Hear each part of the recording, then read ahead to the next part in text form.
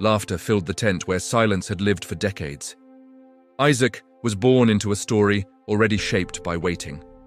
His first breath arrived after years of promises spoken and doubted, hoped for and delayed. He was the child no one expected anymore, the son who came when time itself seemed to say it was too late. His name carried the sound of wonder. Every step he took was a reminder that the impossible had happened. His life was proof that the voice Abraham once heard had not forgotten, that what was promised, though delayed, had been fulfilled. Isaac grew under watchful eyes. Sarah guarded him with fierce love. Abraham watched him with quiet awe. The boy played, learned, and laughed. Each ordinary day felt extraordinary because he existed at all. But Isaac did not know the weight he carried. He did not know that his life stood at the center of a promise meant to bless generations. He did not know that before he ever spoke, his name had already been written into a future far larger than himself. And then, one night, the voice returned, not to Isaac, but to Abraham. The same voice that once called him out of his homeland now spoke again, steady and unmistakable. This time it did not offer distance or delay. It spoke directly into the heart of fulfillment. Take your son. The words did not rush. They did not soften themselves. They named the boy Abraham loved, the son of promise, the laughter, the future. Go to the mountain, offer him there. Nothing in Abraham's life had prepared him for this moment. The promise had finally taken form, and now it was being asked back. Faith, once about waiting, became something far more painful. At dawn, Abraham rose.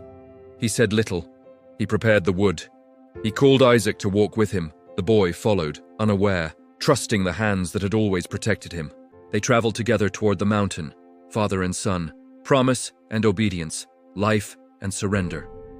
The road was quiet, and with every step, the cost of faith drew closer.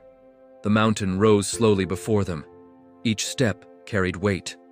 The wood rested on Isaac's back. The fire was carried in Abraham's hands. The knife remained hidden, but its presence pressed against every breath.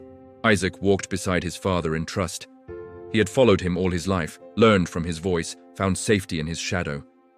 The path felt familiar, yet something in the silence felt different. Too heavy, too careful. And so the question came, simple and honest. The fire is here, the wood is here, but where is the offering? Abraham did not stop walking. His answer was shaped by faith stretched to its limit. A truth spoken through pain rather than certainty. He said that God would provide. Not because he understood how, but because trust was all he had left. They continued upward. The summit was bare. Wind moved gently across stone and sky. Abraham built the altar with steady hands that betrayed nothing of the storm within him. Each stone placed was an act of obedience, each movement a surrender. Then came the moment that could no longer be delayed. Isaac was bound, not by force, not by struggle. He did not flee, he did not fight. The son of promise lay where he was placed, looking up at the father who had always kept him safe. Trust met silence. Love met unbearable command. Abraham lifted the knife. Time seemed to narrow to a single breath. The promise given years before pressed against the command given now. If the boy died, the future died with him. And yet, obedience demanded the final step. Faith reached its breaking point, the blade hovered, and in that moment, heaven intervened. The voice called out before the blade could fall. Abraham froze. The command came not in anger but in clarity. The sacrifice was no longer required. The test had reached its end. Faith had been revealed, not in the desire to lose, but in the willingness to trust beyond understanding. Isaac was released. A breath returned to the mountain. What had been bound was set free. What had been placed on the altar was given back. And nearby a ram waited, caught where it could not escape. The offering had been provided, just as Abraham had spoken on the way up. The altar received a sacrifice, but not the son. Father and child stood together once more, alive, shaken, changed. The mountain that had carried fear now carried meaning. It became a place of remembrance, not of loss, but of provision. They walked down together.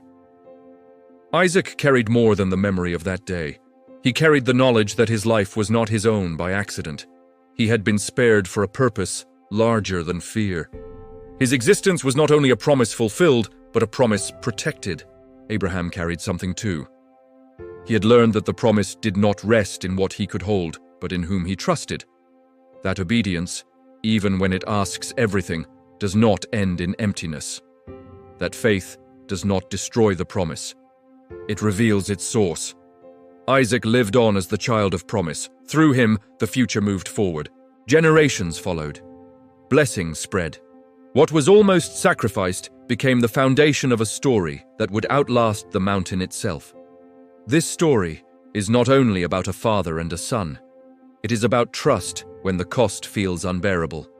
About believing that provision can appear at the final moment. About understanding that what is given back is often greater than what was laid down. If this story spoke to you, take a moment to like the video. Subscribe to the channel to continue exploring these powerful biblical narratives. And leave a comment sharing which biblical story you would like to hear next. The promise was tested, and it endured.